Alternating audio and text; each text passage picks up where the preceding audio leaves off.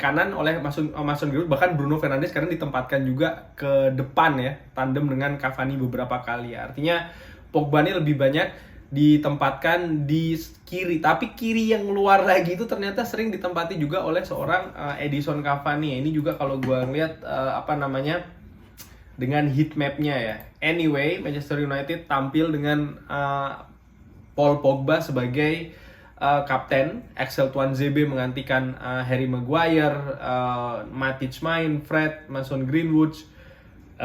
Ya, jalannya di babak pertama ini kan kalau menurut gua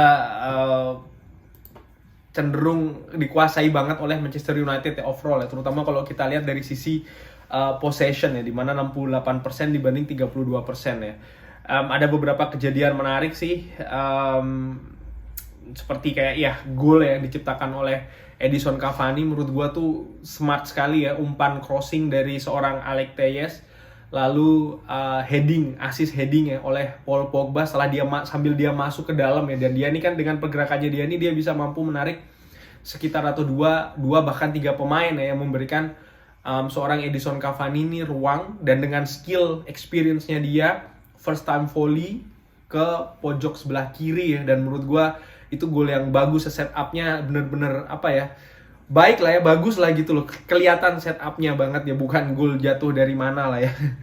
15 menit awal ini kalau gue bisa bilang sih, setelah gol itu tuh agak sedikit diimbangi lah ya oleh serangan-serangan dari Granada, sekalipun Manchester United ini masih lebih unggul dari sisi possession ya. Granada sendiri ini walaupun dia berusaha untuk menyerang, tapi dia susah untuk masuk ya ke daerah sepertiga akhir dari Manchester United. Sekali lagi ini gue bahas juga di preview dan juga di leg pertama kemarin ya. Memang kualitas dari Granada ini kan ya, lini depannya ini tidak begitu bagus ya, bisa dibilang ya. Bisa dilihat dari rekor golnya mereka, terutama ya di beberapa pertandingan terakhir ya, terutama di pertandingan away ya.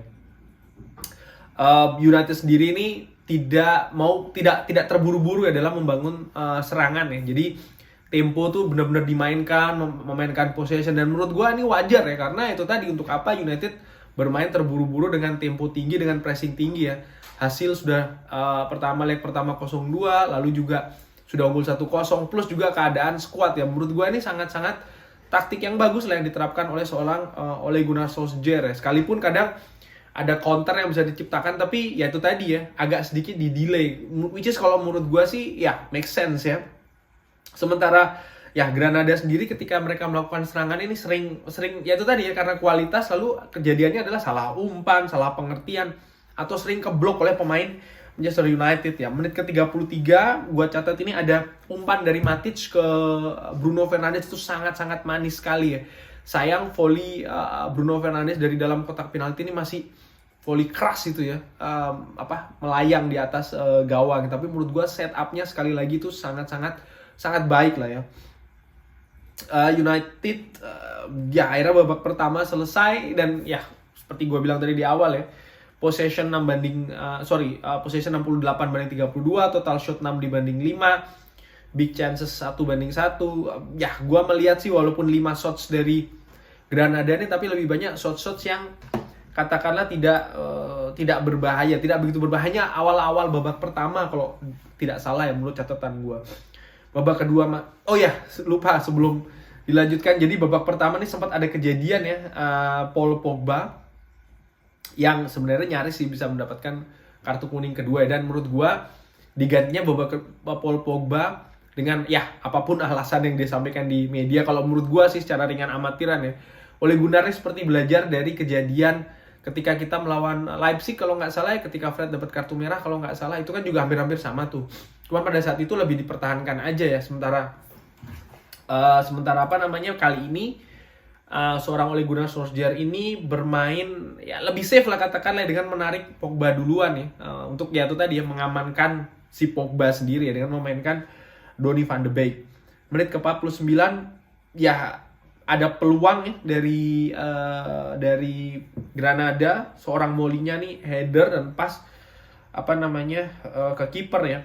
Lalu setelahnya langsung dibalas oleh crossing dari Van de Beek ke Greenwood yang ya sayangnya tidak masuk ya. Tapi menurut gua masuknya Donny van de Beek di babak kedua ini memberikan warna berbeda ya. Dia bermain ya menurut gue jauh lebih baik ya. Kontribusi ke penyerangan itu juga lebih baik. Dia main lebih cepat, lebih tepat, dan kontribusinya pun juga terlihat ya. Ada itu tadi crossing ke Greenwood. Dia sendiri juga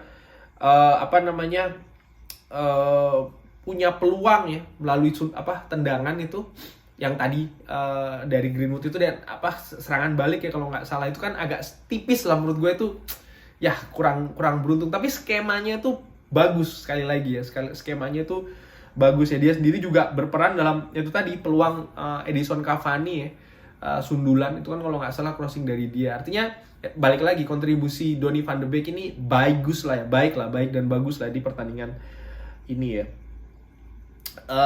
Di menit ke-60 Cavani ditarik oleh Daniel James. Sekali lagi gue pikir ini pergantian yang masuk akal ya. Gue bersyukur seorang Daniel James ini sudah bisa dimainkan, artinya menambah amunisi ya. Dan menurut gue rotasi di saat seperti itu tuh sangat wajar dilakukan ya, karena kita sudah unggul 1-0, agregat 3-0, lawan juga terlihat frustasi. Jadi menurut gue kenapa kita harus habis-habisan ya, sementara kita ini kan ada match juga yang harus dijalani beberapa hari ke depan ini ya. Salah satunya besok Minggu melawan Burnley. Anyway, Amad Diallo juga masuk ya. Brandon William juga masuk. Mata masuk jadi kapten. Mata ini kalau menurut gue sih ya kita tidak bisa dipungkiri ya, dia sudah berbeda dari Juan Mata 2, 3, 4, 5 tahun yang sebelumnya ya, dimana pertandingan ini nih kalau gue ngeliat sih ya memang terlihat sih umur tidak bisa berbohong ya. Gerakannya sudah melambat, sekalipun dia juga berperan di gol kedua Manchester United ya, walaupun deflected itu. Kalau menurut gue sih itu bisa dibilang lah golnya Mata juga oke. Anyway, ya itu tadi ya, dia sudah lambat sih menurut gue, dan ini juga mungkin dengan amatiran ala gue bisa dijadikan pertimbangan untuk ya apakah akan diperpanjang atau tidak. Anyway, ada kejadian juga Amad Diallo ya, dan menurut gue tadinya gue pikir dia terlalu lemah ya ketika melakukan serangan balik sehingga dia jatuh dan serangannya gagal. Ternyata di tayangan ulang terlihat dia tuh dilanggar, dan menurut gue itu ya aneh sih ya kok tidak ada cek VAR menurut gue, karena itu kan dia sudah 1-1 ya, artinya bisa 1-1 sama kiper, dan menurut gue itu ada potensi untuk kartu merah di situ, atau setidaknya ya pelanggaran kartu kuning ya harusnya. Dan pertandingan ditutup oleh itu tadi ya, goal crossing dari Telles dan ya bunuh diri atau Juan Mata lah ya, deflected golnya. Catatan gue di sini juga seorang David De Gea tampil cukup bagus, cukup baik. Ini 3 pertandingan terakhir kalau tidak salah ya, dia clean sheet. Ini juga menghangatkan kembali ya persaingan di posisi kiper. Dia melakukan 2 penyelamatan yang menurut gue gemilang ya di pertandingan ini. Sekalipun lini belakang Manchester United sekali lagi ya, walaupun tampil tidak dengan format utamanya ya, tapi kualitasnya itu sekali lagi di atas ya lini serang dari Granada ya. Dengan hasil ini kan Manchester United berhasil lolos ya alhamdulillah ke semifinal, dan sekarang gue ingin membahas tentang pertandingan lain ya. Mana duluan ini? Villarreal melawan Dinamo Zagreb. Ini pertandingan, jadi pada saat pertandingan itu gue pasang 3 layar ya. Satu-satunya pertandingan yang tidak gue tonton live itu adalah Dinamo Zagreb ini ya, Villarreal Dinamo Zagreb ini gue tonton extended highlights ya. Dan ya dari extended highlights itu gue lihat hanya di menit awal saja Dinamo Zagreb ini berhasil melakukan serangan, tapi selebihnya ini benar-benar sangat didominasi oleh Villarreal ya. Kecepatan pemain Villarreal ini sangat-sangat menyulitkan Dinamo Zagreb ya, terutama pemain nomor 11 Samuel Chukwueze ini ya. Ini dia sangat-sangat istimewa sih kalau gue pikir di pertandingan ini ya. Dia bikin assist, ada assist 2 kali ya, 1 dianulir. Lalu dia juga beberapa kali syuting, kalau nggak salah sempat kena mistar juga. Dia benar-benar menjadi momok yang sangat ini ya, berperan sekali lah di serangan dari Villarreal ya. Babak pertama berakhir 2-0, bahkan bisa 3-0 itu sebenarnya. Dan menurut gue setelah itu kan ya praktis selesai. Di babak kedua pun awal-awal Villarreal masih terus menekan, dan setelahnya Dinamo Zagreb ini baru pelan-pelan dia mulai ya merengsek maju, menyerang ya dengan lebih sistematis lah katakanlah. Cuman serangan balik Villarreal ini justru makin menakutkan. Ini menurut gue yang harus diwaspadai oleh Arsenal ya, terutama yang akan menghadapi Villarreal ini di semifinal ya. Kecepatan pemainnya tuh sangat-sangat, kalau gue bisa bilang sih ya, menakutkan ya. Indian Dinamo Zagreb mampu mencetak gol, tapi ya sekali lagi ya, itu kalau nggak salah tetap Villarreal ini ada peluang, ada satu atau dua ya, bahkan kiper dari Dinamo Zagreb ini harus melakukan penyelamatan yang sangat-sangat krusial ya. Artinya skor ini benar 2-1, tapi sebenarnya ya big chances-nya tercatat aja Villarreal punya 3 ya. Artinya ini bisa lebih dari 2 gol sebenarnya kalau menurut catatan ringan amatiran gua ya. Dan ya seperti yang gua prediksi, Villarreal akan lolos ke babak semifinal ya. Pertandingan lain yang gua saksikan juga bersamaan dengan nonton Manchester United ini adalah pertandingan antara Arsenal melawan Slavia Praha melawan Arsenal. Dan menurut gua nih Arsenal sangat-sangat superior, sangat-sangat super Arsenal lah katakanlah. Ini harus jujur dibilang, karena pertama itu tadi ya, penampilan leg pertama Slavia Praha ini kan tidak jelek-jelek banget ya, walaupun dia dapat gol menit akhir, tapi menurut gua mereka ini tampil cukup solid lah ya, cukup apa ya. Ya memang si Arsenal punya banyak peluang juga, mungkin bisa dibilang agak sial, tapi menurut gua Slavia Praha ini mampulah mengimbangi ya. Mereka juga punya beberapa peluang, dan yang tidak kalah menterengnya adalah rekor kandang mereka ya. Sorry. Yang itu tadi ya, kalau nggak salah bulan Februari tahun 2019 kalau nggak salah ya, terakhir kali kalah di kandang melawan Inter Milan. Setelahnya ini benar-benar mereka sangat superior dan tidak pernah kalah ya.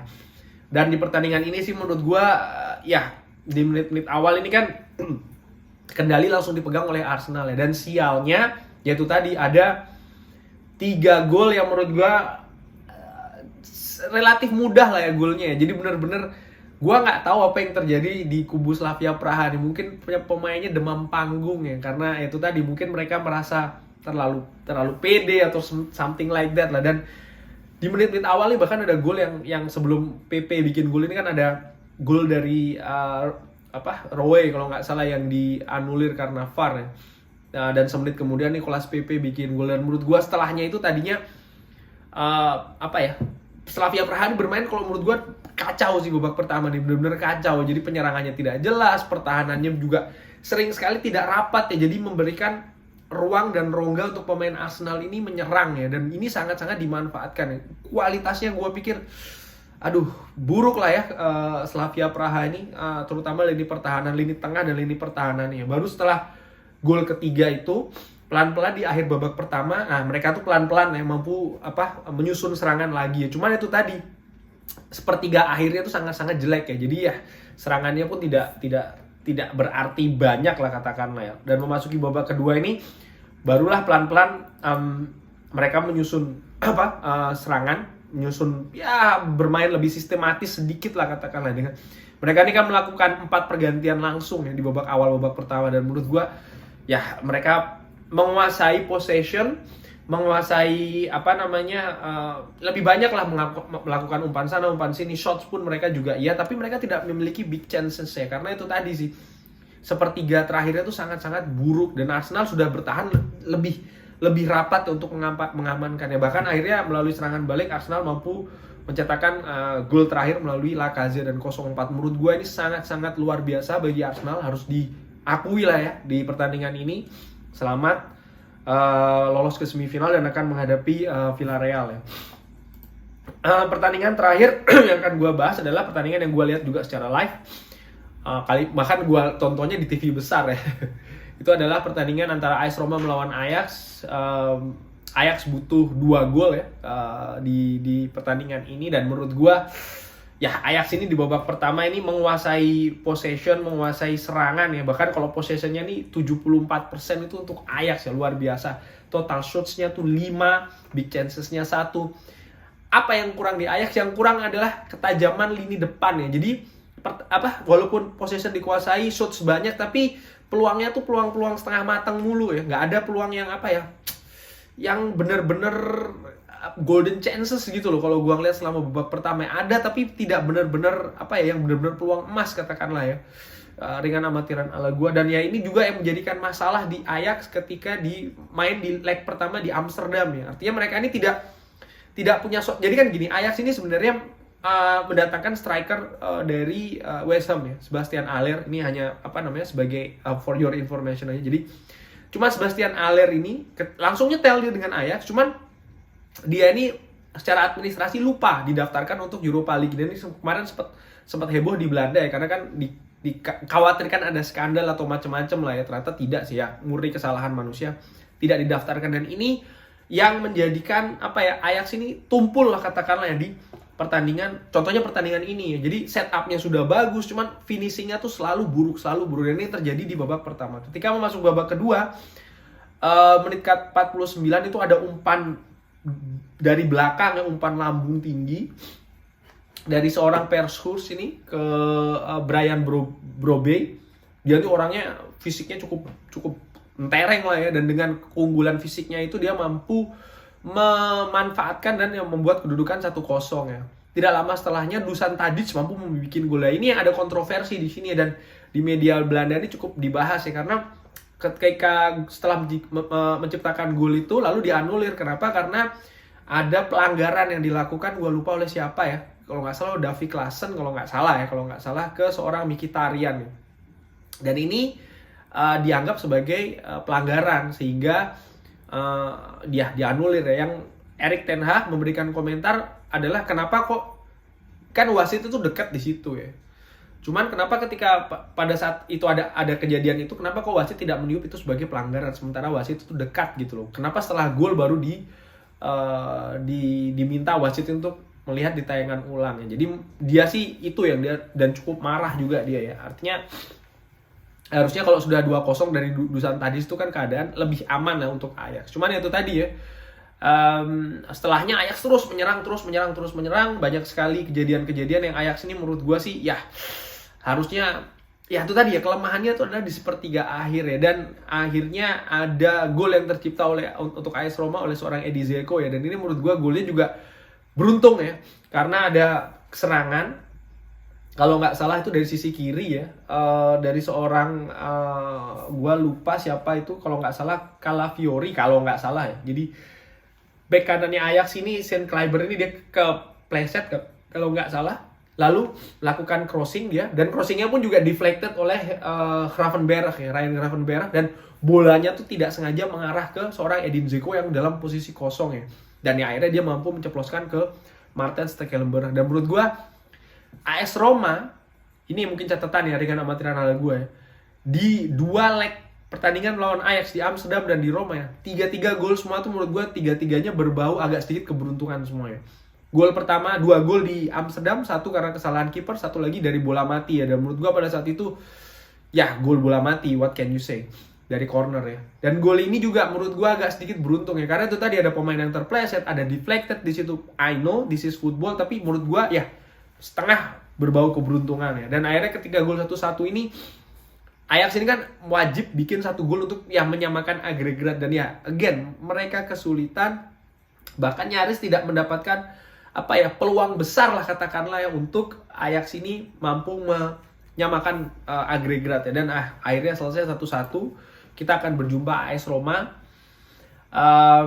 Balik lagi ke Manchester United Granada, gua sih puas ya dengan tampilan skuadnya yang ditampilkan oleh Ole Gunnar Solskjaer, penampilan pemain di atas lapangan, taktik yang ditampilkan oleh Ole Gunnar Solskjaer. Menurut gua pergantian pemain, bahkan ya gua sangat setuju lah dengan apa yang dilakukan oleh Gunnar Solskjaer ya.